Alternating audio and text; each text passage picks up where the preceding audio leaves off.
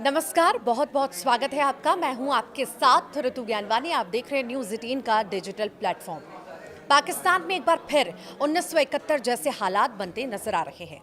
अगर ऐसा होता है तो बांग्लादेश की तरह एक बार फिर टुकड़े हो सकते हैं। प्रदर्शनकारी अब बड़ी संख्या में मुजफ्फराबाद की ओर बढ़ रहे हैं। एक अहम मांग ये भी है कि पीओके विधानसभा में पाकिस्तानी हिस्से से आए कश्मीरी शरणार्थियों के लिए आरक्षित 12 सीटों को खत्म किया जाए, क्योंकि ये स्थानीय प्रतिनिधित्व को कमजोर करता है। सरकार और सेना की सख्ती के बावजूद ये आंदोलन थमता नजर नहीं आ रहा। हर दमन के प्रयास के साथ लोगों का गुस्सा और ज्यादा तेज होता जा रहा है। पाकिस्तान अधिकृत कश्मीर यानी कि पीओके में 3 दिन से जारी हिंसक प्रदर्शन में 12 लोग मारे जा चुके हैं। तीसरे दिन डाडियाल में प्रदर्शनकारियों और सेना के बीच झड़प हुई। सरकार ने विरोध को शांत करने के लिए हजारों और सैनिकों की तैनाती कर दी। हिंसा का असर मुजफ्फराबाद के अलावा रावलकोट, नीलम घाटी और कोटली तक है और इस मामले पर पाकिस्तान के पीएम शहबाज शरीफ का बयान भी सामने आया है। शरीफ ने कहा कि कानून प्रवर्तन एजेंसियों को प्रदर्शनकारियों के साथ संयम और सहिष्णुता बरतनी चाहिए, जनता की भावनाओं का सम्मान सुनिश्चित करें और किसी पर भी जब तक जरूरी ना हो कठोर कार्रवाई से बचें। शहबाज ने मामले की पारदर्शी जांच और मारे गए लोगों के परिवारों को तत्काल सहायता प्रदान करने का भी निर्देश दिया है। पीपुल्स एक्शन कमेटी पिछले 3 दिनों से पीओके में विरोध प्रदर्शन का नेतृत्व कर रही है। बुधवार को प्रदर्शनकारियों और पुलिस के बीच हुई झड़पों में 3 पुलिसकर्मी मारे गए, 150 से ज्यादा घायल हो गए। पीओके में हालिया विवाद क्या है ये भी जान लेते हैं।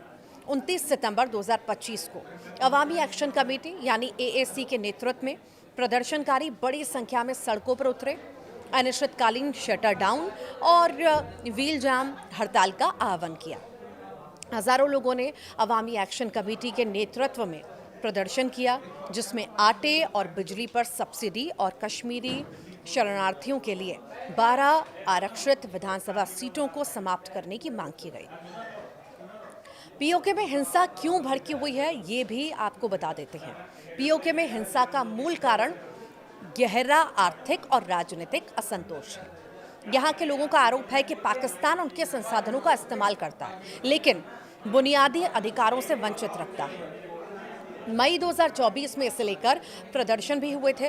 तब सरकार ने गेहूं और बिजली पर सब्सिडी का वादा भी किया था, लेकिन वादे आधे अधूरे उपायों में फीके पड़ गए।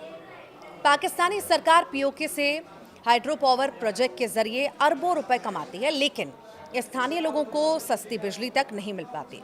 भ्रष्टाचार, उपेक्षा और संसाधनों की लूट की वजह से लोग सड़कों पर आ गए हैं। पुलिस फायरिंग और झड़प की वजह से प्रदर्शन हिंसक हो गया है। प्रदर्शनकारियों ने आरोप लगाया है कि पाकिस्तानी सेना और सरकार लोगों की आवाज को दबाने की कोशिशें कर रही हैं। जेएसी ने आरोप लगाया कि मुजफ्फराबाद में लोगों की मौत के लिए पाकिस्तानी रेंजर्स जिम्मेदार हैं, जबकि अन्य इलाकों में सेना ने नागरिकों पर गोली चलाई। 3 दिन से चल रहे इस आंदोलन से जनजीवन पूरी तरह से प्रभावित है, ठप हो चुका है। बाजार, दुकानें और सार्वजनिक वाहन बंद हैं। लोग सरकार और सेना के दमनकारी रवैये से बेहद नाराज हैं। बुधवार को प्रदर्शनकारियों ने पुलिस द्वारा लगाए गए अवरोधकों को भी हटाने के लिए पुलों पर रखे भारी कंटेनरों को नदी में फेंक दिया। इसका वीडियो भी सोशल मीडिया पर वायरल हो रहा है। सवाल ये भी है, आपके मन में ये सवाल उठ रहा होगा कि आखिर पाकिस्तान पीओके को क्यों आखिर नहीं खोना चाहता। पीओके पाकिस्तान के लिए रणनीतिक, आर्थिक और जियोपॉलिटिक्स के हिसाब से अहम है। गिलगित बाल्टिस्तान को नक्शे में देखने पर ही इसकी रणनीतिक और भौगोलिक अहमियत समझ में आती है और इस रास्ते के बिना पाकिस्तान का ग्वादर पोर्ट चीन के किसी काम का नहीं रहेगा। दरअसल यहीं से होकर चीन पाकिस्तान आर्थिक गलियारा सीपीईसी से गुजरता है, जो चीन को पाकिस्तान के जरिए मध्य और पश्चिम एशिया से जोड़ने की योजना है।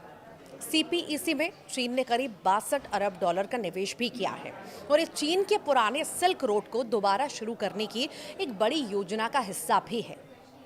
अगर पाकिस्तान पीओके खो देता है तो ये पूरा गलियारा टूट जाएगा जिससे चीन का अरबों डॉलर का नुकसान भी होगा और पाकिस्तान की सबसे बड़ी आर्थिक योजना भी खत्म हो जाएगी। इसके अलावा पीओके पाकिस्तान को भारत के खिलाफ एक रणनीतिक फायदा भी देता है।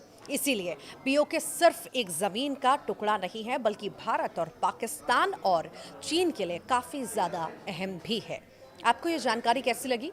कमेंट बॉक्स में जरूर बताइएगा। नमस्कार।